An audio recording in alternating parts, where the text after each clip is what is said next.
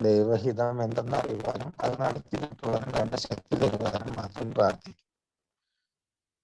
അല്ല, ഞാനതിന്റെ text vice ആയിട്ടൊന്നും അല്ല. ഞാനിപ്പോ സത്യം പറയുകയാണെങ്കിൽ 4-5 ദിവസമായിട്ട് ഭയങ്കരമായ ഒരു ബുദ്ധിമുട്ടിലൂടെ സഞ്ചരിക്കുന്ന ഒരവസ്ഥയാണ്. അമ്മയുടെ അസുഖം കുറിച്ചൊന്നും തീവ്രമായി. അപ്പൊ പെട്ടെന്ന് കുറച്ച് പൊട്ടക്ഷരം വന്നു, ഹോസ്പിറ്റലൈസ്ഡ് ആയി. അതൊക്കെ കൂടി മെഡിക്കൽ കോളേജിലേക്ക് മാറി. ഇപ്പം 4 ദിവസമായിട്ട് ഉറക്കമൊന്നുമില്ല. അപ്പം അങ്ങനെ ഹോസ്പിറ്റലിൽ നിന്ന് അങ്ങനെ മീറ്റിംഗ് ഒക്കെ ഇടയ്ക്ക് അറ്റൻഡ് ചെയ്യും. ഫിസിക്കൽ മീറ്റിങ്ങിന് പോകാൻ പറ്റുന്നില്ല, മറ്റു കാര്യങ്ങളൊന്നും നടക്കുന്നില്ല. അപ്പം ഏറ്റവും കൂടുതൽ പ്രാർത്ഥന ഒന്നും ഉണ്ടായിട്ടല്ല, കാര്യമായിട്ട് നമുക്കൊന്നും ചെയ്യാനില്ല. പക്ഷെ എന്നാലും പ്രാർത്ഥിക്കാമല്ലോ. സാഹചര്യങ്ങൾ അവരുടെ ആ വേദന അതൊക്കെ കാണാൻ പറ്റാത്തൊരവസ്ഥ. അപ്പൊ ദൈവമേ, ഈ ഒരു സാഹചര്യത്തെ എനിക്ക് അതിജീവിക്കാനുള്ള ഒരു ശക്തി എനിക്ക് തരണമേ. മറ്റൊന്നും പറ്റാതെ സ്വീകരിക്കാനുള്ള സ്വന്തം മനസ്ഥിതിയൊക്കെ നമ്മൾ പ്രാർത്ഥിക്കുന്നു. ഈ പ്രാർത്ഥനകൾക്കൊക്കെ ഒരുപാട് ഫലം ഒന്നും സംഭവിച്ചിട്ടില്ല. കാര്യങ്ങളൊക്കെ അതുപോലെ തന്നെ നടക്കുന്നുണ്ട്. പക്ഷെ എവിടെയോ എനിക്കൊരു ആശ്വാസം വാസ്തവത്തിൽ അനുഭവിക്കാൻ പറ്റുന്നത് ഈ ഒരു പരിപാടിയിലുള്ള വിശ്വാസവും അതിനോട് ബന്ധപ്പെട്ടുള്ള ഈ പടികളുടെ പ്രാധാന്യം ഉൾക്കൊണ്ടുകൊണ്ടാണ്. എന്താണ് പ്രാർത്ഥിക്കുന്നതെന്ന് പലപ്പോഴും ഞാൻ തന്നെ അത് വിട്ടുപോയിട്ടുണ്ട്. കാര്യങ്ങള് ചിലപ്പോൾ ചില ഓപ്പോസിറ്റ് എക്സ്പീരിയൻസുകളൊക്കെ നമുക്ക് ചിലപ്പോൾ നല്ല സ്ട്രെങ്തൻ ചെയ്യും എന്നൊക്കെ നമ്മൾ കേട്ടിട്ടുണ്ട്. ഈ അമ്മ അനുഭവിക്കുന്ന അവസ്ഥ ബോധമില്ല. അതുമല്ല, അവരുടെ ശരീരത്തിനൊക്കെ അങ്ങനെ രക്തം വലിച്ചെടുക്കാൻ വേണ്ടി പാടുപെടുന്ന ഡോക്ടർമാര് ഇതൊന്നും കാണാൻ കഴിയാത്തൊരു മാനസികാവസ്ഥ. ഞാനൊക്കെ ആർക്കും തന്നെ മനസ്സിലായിരുന്നില്ലെങ്കിൽ എന്റെയൊക്കെ ഒരു അവസ്ഥ എന്താണ് വെച്ചിട്ട്. അപ്പം ഈ ദൈവഹിതം എന്തെന്നറിയില്ല, അതാണ് വേറെ സംഭവം. ഇപ്പം അമ്മ ഓരോ മനുഷ്യർക്കും നമ്മൾ അനുഭവിക്കേണ്ടതൊക്കെ അവരനുഭവിച്ചെന്നെ മതിയാവും. അപ്പം അത് ദൈവത്തിന്റെ ഹിതമാണ്. എന്താ പറയാ, മറ്റു പലർക്കും മറ്റു പല രീതിയിലായിരിക്കും.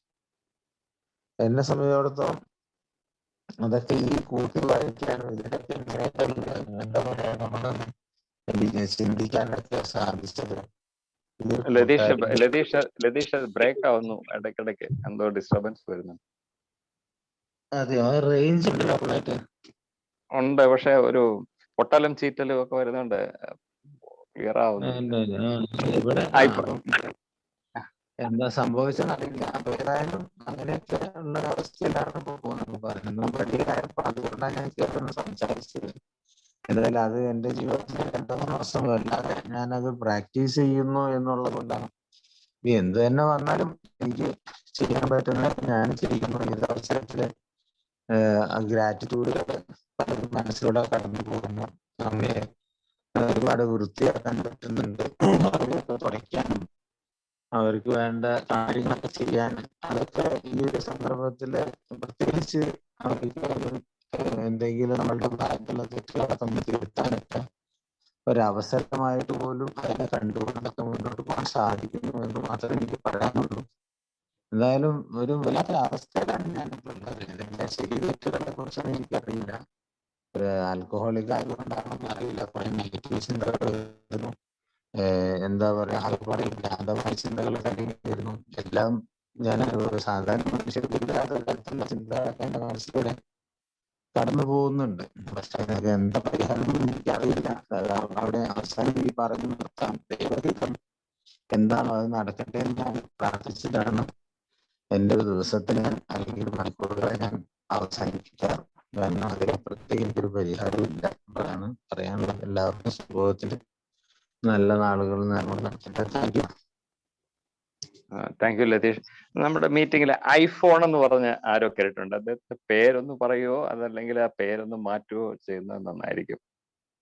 നമ്മള് ഓക്കെ, അടുത്ത ആരാന്ന് വെച്ച് കഴിഞ്ഞാൽ പ്ലീസ് വരിക.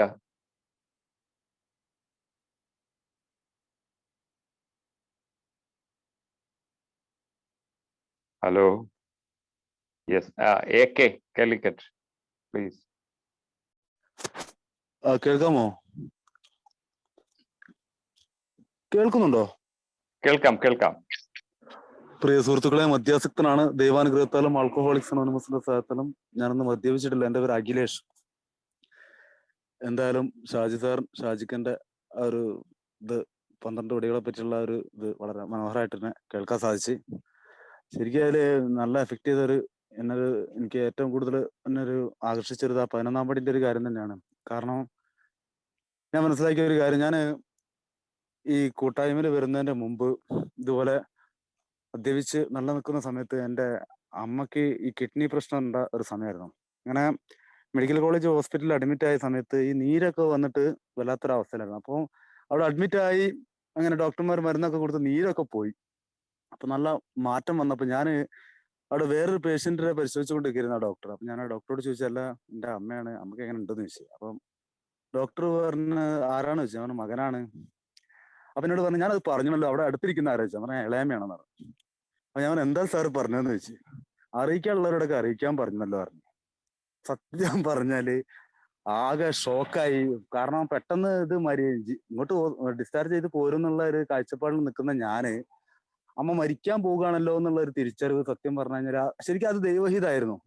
കാരണം അത് എനിക്ക് ഉൾക്കൊള്ളാനുള്ള ഒരു മാനസികാവസ്ഥ ഉണ്ടായിരുന്നുള്ള. അപ്പൊ തന്നെ ഞാൻ വേഗം പോയി സാധനം വാങ്ങി, മദ്യം വാങ്ങി, അല്ലെങ്കിൽ ഒരുപാട് പിന്നീട് അവിടുന്ന് അങ്ങോട്ട് എല്ലാ ചടങ്ങുകൾക്കും മദ്യത്തിൽ തന്നെയായിരുന്നു. അപ്പൊ ഞാൻ എപ്പോഴും ചിന്തിക്കുന്ന ഒരു കാര്യം, നമ്മുടെ എപ്പോഴും കുടിക്കുന്നതിന് മുമ്പ് എൻ്റെ ഹിതം, അല്ലെങ്കിൽ കുടിച്ചുകൊണ്ടിരിക്കുന്ന സമയത്തും എല്ലാ സമയത്തും എൻ്റെ ഹിതം, എൻ്റെ ഇഷ്ടങ്ങള് ആയിരുന്നു ഞാൻ എപ്പോഴും ഇത് കണ്ടത്. പക്ഷെ ദൈവത്തിന്റെ ഹിതം എന്ന് പറഞ്ഞാൽ ശരിക്കും ചില ദൈവ തീരുമാനങ്ങള് സഹിക്കാൻ കഴിയാത്ത അത്രയും വലിയൊരു ഭീകരമായിട്ട് ഒരു അവസ്ഥയിലേക്ക് പോകാറുണ്ടെന്നുള്ള. അപ്പൊ എന്നെ സംബന്ധിച്ച് എൻ്റെ ഏറ്റവും വലിയ എൻ്റെ ഒരു പ്രശ്നങ്ങൾ ഇങ്ങനത്തെ വലിയ ദുഃഖകരമായ മരണ വാർത്തകള്,